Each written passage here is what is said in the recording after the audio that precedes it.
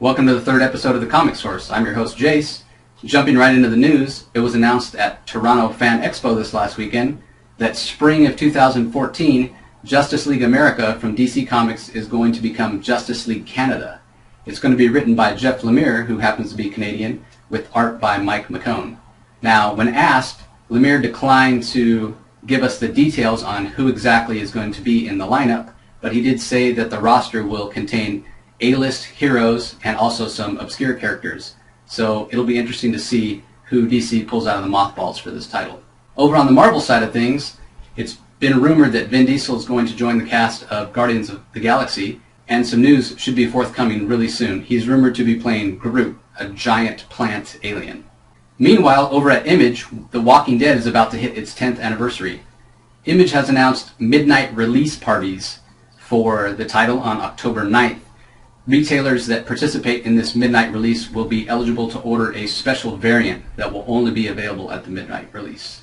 Finally, some images of a new look for Lobo were released from the upcoming Justice League Lobo, and a lot of the longtime Lobo fans weren't real happy with how svelte and twilighty Lobo looked. Marguerite Bennett, the writer of the book, assured us that this is not the final look for Lobo. On to my Bloodshot review that came out last Wednesday the 21st. Zero issues are typically origin issues or stories of characters early on in their history. This one's no different. It definitely isn't a definitive origin of Bloodshot. It doesn't answer all the questions, and in fact, some more questions are raised. However, it does give us some insight into who Bloodshot is. For those of you not familiar with Bloodshot, he's basically a man that's been infected with nanites, so his strength and his reflexes, his hearing, his sight, all those things are enhanced by the nanites. Also, these tiny computer nanites allow him to control electronic devices, connect to the internet, change his appearance slightly, and do a lot of really, really cool things like repair wounds that for a normal person would be fatal, even to the point of regrowing limbs that he's lost. The story starts out, it's being narrated by scientists that the Bloodshot project has brought in to try to solve a problem that they've had. The Bloodshot project so far has been considered mostly a success. However, the Bloodshot that they've created is pretty much just a killing machine with an on-off switch, no conscience. They're worried that this lack of conscience may lead to Bloodshot compromising missions by harming innocent people or bringing the wrong attention to the project. The approach the scientist takes to solve this problem is very interesting. Some people may find it a little spiritual mumbo-jumbo, but I thought it was pretty interesting. The other cool thing about the story is we get to see some history of Project Bloodshot. We get to see a version of Bloodshot World War II. We get to see a Vietnam Bloodshot. There's even a Bloodshot from the 80s that participated in the Cold War with a little bit of revisionist history thrown in there. It's a really, really great read. This issue was written by Matt Kindt with art by Chris Cross. Now, this Zero issue is a great time to jump onto Bloodshot. You can get a little history of the character. You can become familiar with them if you haven't already. That way you're ready when issue 14 comes out. That issue is going to have a little bit of a title change. It's going to go from being just Bloodshot to Bloodshot and the Hardcore. It's going to be written by Christos Gage with Joshua Dysart on as a co-writer. That issue is going to come out September 18th.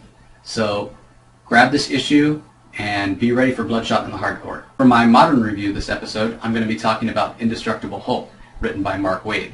This series has been out for about a year now. It's part of Marvel's initiative, the Marvel Now, which was sort of an answer to DC's New 52. They basically started a lot of series with their characters over with issue 1, new creative teams, and made it very easy for new readers to jump on. The basic premise of the story is Bruce Banner has finally accepted he's the Hulk. He's no longer trying to cure himself. He accepts that the Hulk is indestructible, thus the title. So, what to do now? He feels that Reed Richards, Tony Stark, some of these other scientists get a lot of credit. He's just as brilliant as they are, but he's known as the Hulk. He's not known for these scientific breakthroughs. So what he decides to do is, rather than spend his time trying to find a cure for the Hulk, he's going to focus the time he has when he's not the Hulk in helping the world. He wants to create new inventions, he wants to cure diseases, but in order to do those things, he needs resources. So what he does is, he approaches S.H.I.E.L.D. He says, hey, this is what I'd like to do. You guys give me a lab, give me resources, and I'm going to have all these great scientific breakthroughs. I know I'm going to Hulk out from time to time, and that's okay too. Take advantage of that also. Think of the Hulk not as some uncontrollable force of nature, but rather as a cannon. Whenever I Hulk out, pick the place you want him, send him off to do the dirty work. So the first issue is a little trial run where he takes on the Mad Thinker. Definitely enjoyable. And then that's followed up with a little arc against Atuma, the Atlantean warlord. The art in the first 5 issues is handled by Linnell Yu. Definitely cinematic in scope. It definitely plays like a movie throughout the issue. And the inks and the colors definitely complement his art style. Issues 6 through 8 are a really cool story about Banner and his lab assistants traveling to the land of the Frost Giants, hoping to collect some rare Sub-Zero liquid for Banner to experiment with.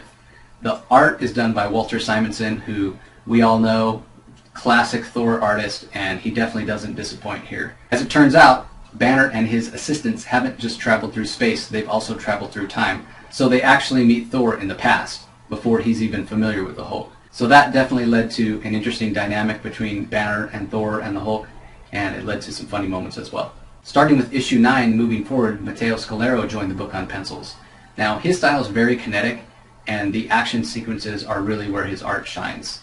Also, issues 9 and 10 guest star Daredevil. Then starting with issue 11, Indestructible Hulk, Agent of Time, explores whether or not the events of Age of Ultron damage the time stream irreparably. Now, Mark Waid has worked on pretty much every major character for DC and Marvel in his career.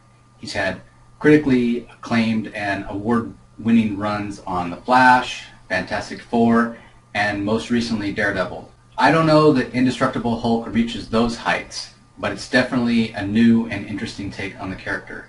In fact, I don't even know if it should be titled Indestructible Hulk, because the real star of this series is Bruce Banner.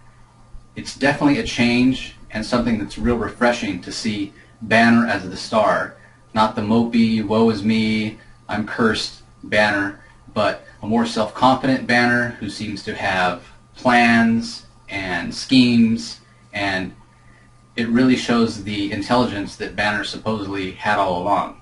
So if you'd like to see a new take on the Hulk and Bruce Banner, definitely give Indestructible Hulk a try. Those are the reviews for this episode.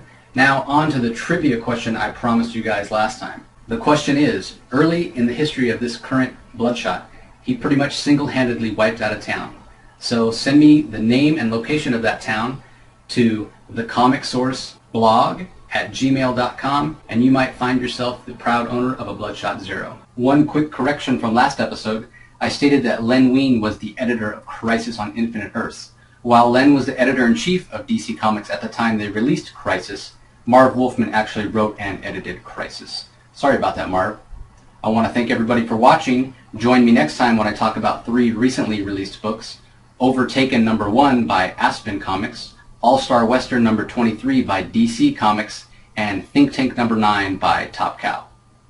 I'll see you then.